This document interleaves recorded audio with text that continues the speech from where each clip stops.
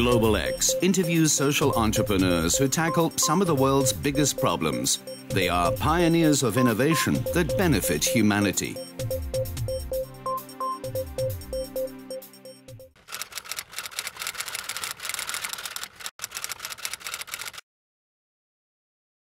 I'm Martin Fisher. I'm the co-founder and CEO of Kickstart, which is a non-profit social enterprise with a mission to take millions of people in Africa out of poverty and also to change the way that development is done. And we do this by designing and mass marketing very low-cost capital equipment that we sell to very, very poor entrepreneurs and farmers in Africa. And they buy this equipment and use it to start highly profitable small businesses.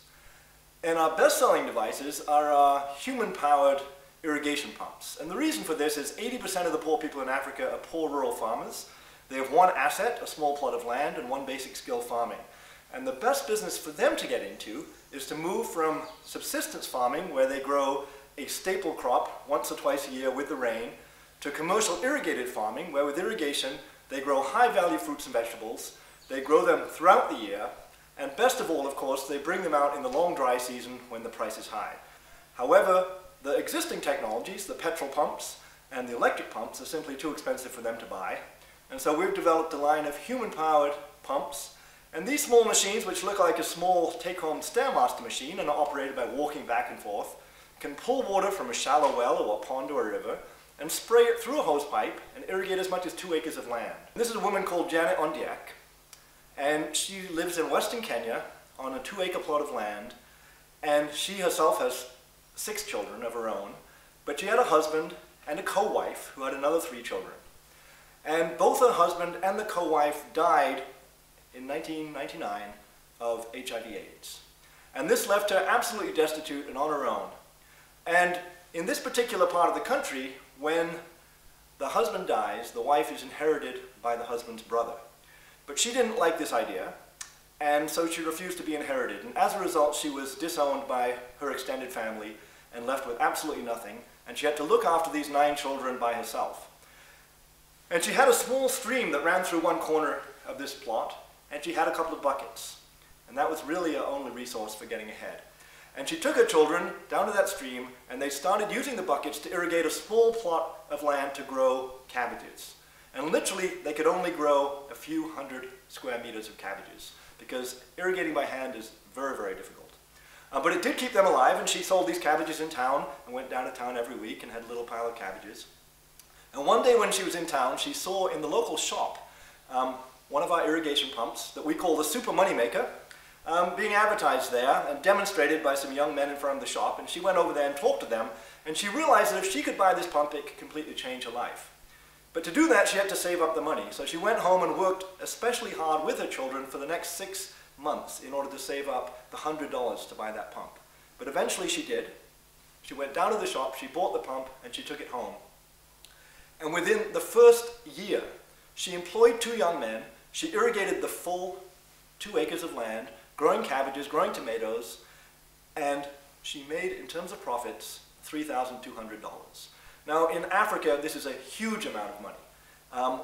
We're talking about a place where your average family would be living on $500 or $600 per year. So this literally lifted her out of poverty. She sent all of her kids to school. She managed to build a house for her eldest son. She opened a small shop in town, and she's now become a community leader where she's leading the way and teaching other women that they don't have to be inherited and that there are other opportunities. Let's think big, let's tackle the biggest problems. And really, let's tackle those problems where there are market failures, places where the private sector is simply not solving the problems. So in our case, we're taking on the problem of poverty in developing countries. And when you look at the situation of poverty, you really, again, have to really understand what the problem is about.